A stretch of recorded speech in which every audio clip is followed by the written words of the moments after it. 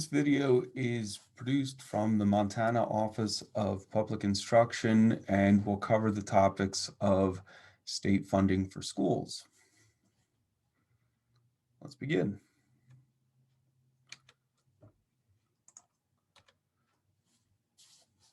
As we proceed through this presentation, you're going to bump into some terms that are commonly heard during the session, and we thought maybe it would be important to share what those terms are defined as.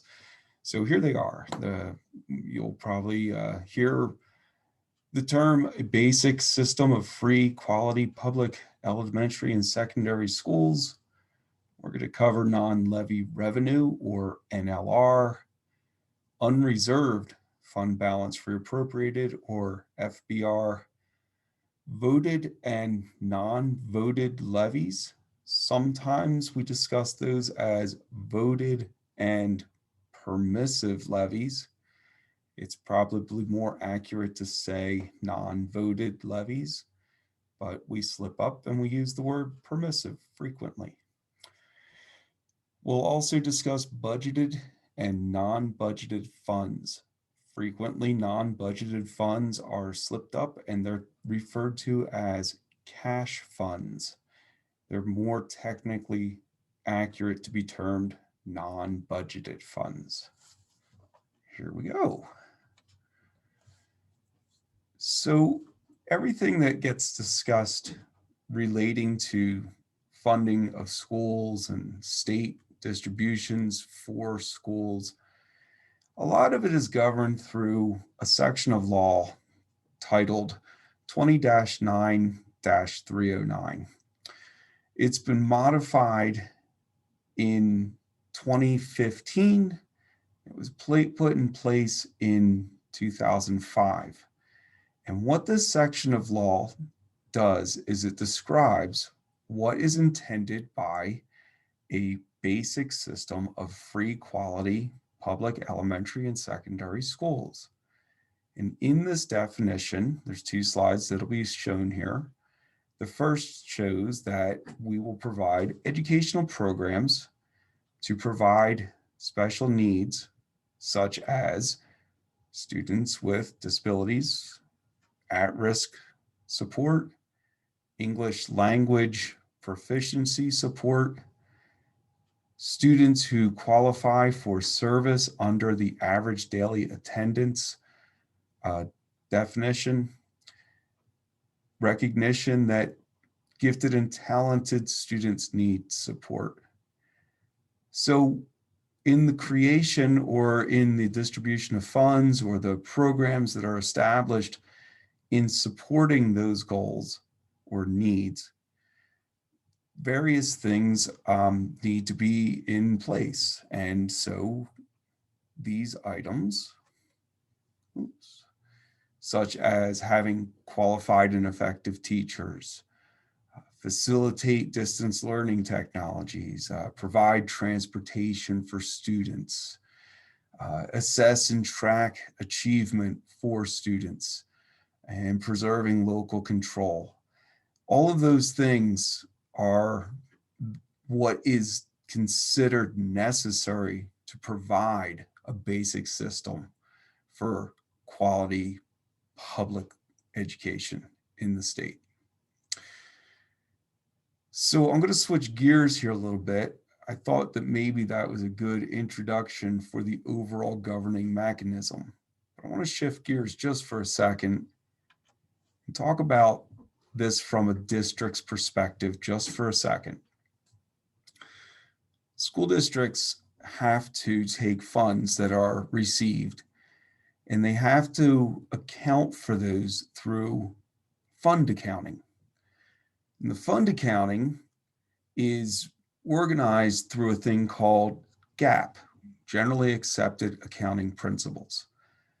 And there are various things that change over time, and they are monitored and established through the GASB board. So it's important that all the schools across the state utilize fund accounting to account for any funding that is received by the district. And in that, there's groupings, and the groupings are as such. There's fiduciary funds, there's proprietary funds, and there's governmental funds. And so some larger districts may have the bulk of these funds. Many of the smaller districts have very few of these funds. But I want to point it out that when the state provides funding to a district, generally the funding is directed towards these governmental funds. And it's important that when we direct funds towards these governmental funds, that they also comply with GAAP and GASB principles. So let's talk about these governmental funds just for a second. You can see on the left that they're assigned names and numbers. And you may notice also on the far right here, the state provides legal authority for their existence in various sections of statute. So if you're considering or concerned about different funds, what establishes them, what regulates them, the statute itself is a place to go to find that information. One last thing I want to point out about these governmental funds are they tend to be of two types. There are budgeted funds and non-budgeted funds. Let's talk about an example of each. Non-budgeted funds, and then this example that I highlighted, Fund 26, the Impact Aid Fund. This is a non-budgeted fund. It means that the district technically does not need to establish a budget to make expenditures from this fund. Most districts that receive impact aid funding, they do have a budget. They know what they need for this fund to produce for them so that they can have a year-to-year balance, that they don't overexpend or overhold revenues. So the Impact Aid Fund, just for your information, is established for districts that have their property that resides either in part or in whole on federal lands. And because of that, you can't tax that property because it's federal lands. So the federal government has a calculation that we work closely with the federal government to determine the funding that is provided to districts that do reside on federal lands. And so the funding that is received to the district directly from the federal government is sort of like funding in lieu of property taxes. Again, no budget is necessary to be established. However, funds do flow to this fund, and they have a fund balance at the end of the year, and it just rolls to the next year. And that is a non-budgeted fund. It's just one example of one. An example of the transportation, example of a budgeted fund is like the transportation fund. Well, the Montana State Legislature has established that there can be a transportation fund. It says in the definition of the fund that it is mainly established for the purpose of transporting students to and from school. And it is required that a district establish a budget before the fiscal year initiates. So what has to happen is, in this particular circumstance, the board of trustees of a district would need to determine the need of what they would have to, the amount of funding that they would need for that ensuing year. They have to determine the routes, individual contracts. They have to determine how much funding they would receive from the state and the county. There's also a local property tax component involved with this. And so what they need to do is go to their voters and, they need to establish that budget and assure that they report the budgetary needs and then throughout the year, be reimbursed from the state and county for their portions. Also, they need to assure that mills are established so that local property taxes can flow to this fund as well. So there's an example of a non-budgeted and a budgeted fund. One, you need a budget, the other one you don't. And that's why we kind of tend to talk about the non-budgeted funds as somewhat of a cash fund. It's more like your checkbook, but not really.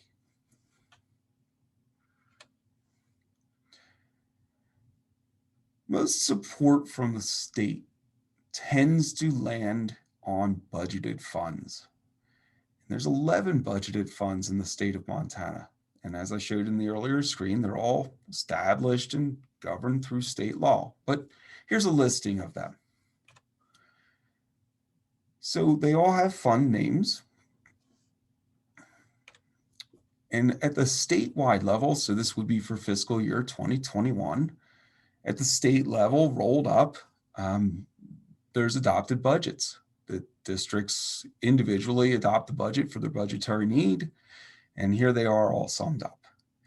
And what you can see in this is about 62% of all adopted budgets for budgeted funds in our state land within the general fund. So this is for the general operations of the school district. The other things are for special purposes. So because 62% of all adopted budgets tend to reside in this general fund area, it gets a lot more attention. It doesn't mean that the other funds aren't important. They are special purpose funds. So the district determines its needs, and law governs how big or small these adopted budgets can be in most cases. So you adopt a budget, but you have to fund it through some mechanisms. And so the next few columns establish the funding associated with the adopted budget needs. So this next column, these are the anticipated state revenues for the adopted budget. Remember, you're adopting a budget near to the beginning of a fiscal year. You're projecting ahead. You're saying, here's how much I'm going to need, and this is what law allows me to establish for that need. And in many cases, there's state funding associated with that. So you see the adopted budgets are about $1.2 billion. Well, of that, the calculation determines that the state will support a portion of those adopted budgets in the total here of about $817 million. You may also notice, if you run your eyes down the screen, there's state funding for things other than other than a district general fund. There's law that establishes that the state will provide support for the district's transportation fund, its retirement fund, technology, flexibility, debt service, and building reserve funds. So law determines that there will be state support for these adopted budgets. But it's not just the state that supports the budgets. The county has a role in this. In the situation of the county in the transportation fund and the retirement funds. So there's additional support to support the budgetary needs of districts. The next item that's available to help support these budgets is a thing called fund balance reappropriated. I'm going to have to be brief about this. A lot of times I blurt out FBR. Well, what I mean is fund balance reappropriated. And more specifically, it's unreserved fund balance reappropriated. So in its simplest terms, and maybe oversimplified, what this represents is if you adopted a budget in the prior year and you collected all the revenues necessary to support that budget, and you underspend, and therefore you would have a little bit of funding available at the end of the fiscal year. The funds that are available at the end of that fiscal year roll forward into the ensuing year. And the funds that were available are there to help support the budget. So if you think about it from this aspect, let's say they were property taxes only that supported a particular budget. You levied to receive a certain number of property taxes, and you didn't spend them all. Well, if you unreserved fund balance reappropriate them into the ensuing year, that will go to help support the budget of that ensuing year, and you won't re-levy them. So it could be considered property tax support in some circumstances. Also, additionally, an additional funding source to help support adopted budgets are anticipated non-levy revenues, or NLRs. What are non-levy revenues? Well, non-levy revenues are things such as oil and gas receipts, or coal gross proceed receipts, or tuition receipts, or interest earnings receipts. All of those things, because you're projecting forward, you're looking into the future, you're anticipating what you will receive in that upcoming year. And so districts have to be cautious and very careful in making estimations as to how much they should anticipate to receive. There's various laws that govern what you do and don't have to do in this regard. Okay, so I have an adopted budget. I have state, county, fund balance, and non-levy revenues supporting it. Well, if you still don't have enough revenue to fully support the budget, the remainder is supported through property taxes. And so these are what you anticipate to receive as property taxes. Now, the next column I seem to think is a little deceiving. It shows that the bulk of property taxes are received into the general fund. That's true, only because the general fund is the bulk of where the operations of a district reside. So it's not really disproportionate when you think about the sizes of each one of these budgets. Okay, now the last column.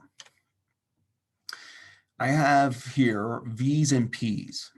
V means voted, and P means permissive or non-voted.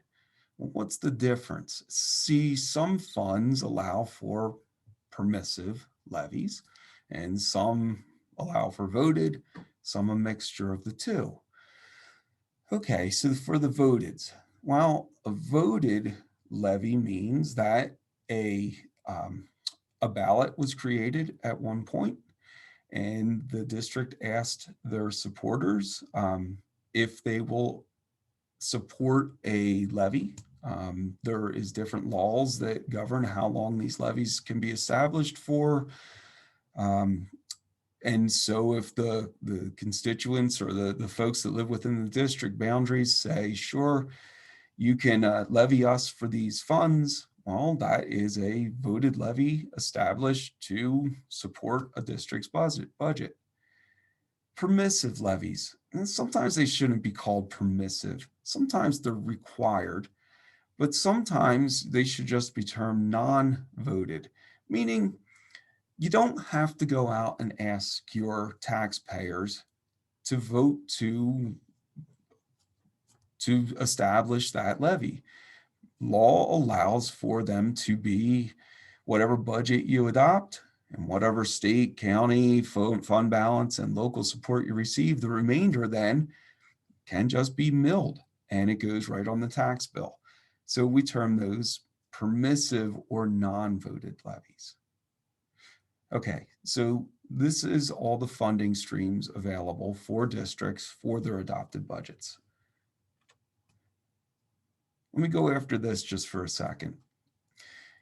If you take a look at the executive's budget right now, we're looking forward for the new biennium, fiscal years 22 and 23. And in that, in an example, if you read the top one, it says DP 902, K-12 base age inflationary increase. And it says about $24 million.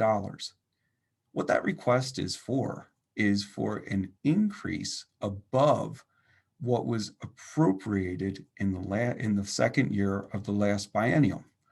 And that increase is to account for the inflationary increases, enrollment increases, and taxable value changes, and also estimates associated with changes in non-levy revenue variations. A second example, and I want to just point one more out, and here's the reason why. Like if you run your eyes down there, you look at DP 910. There's one for state transformational aid, and it's an ask for a little over $2 million. If you follow the red arrow over, notice it's pointing at the flexibility fund. Well, law established the availability of transformational learning aid, and law also stated that it would be deposited into a district's flexibility fund.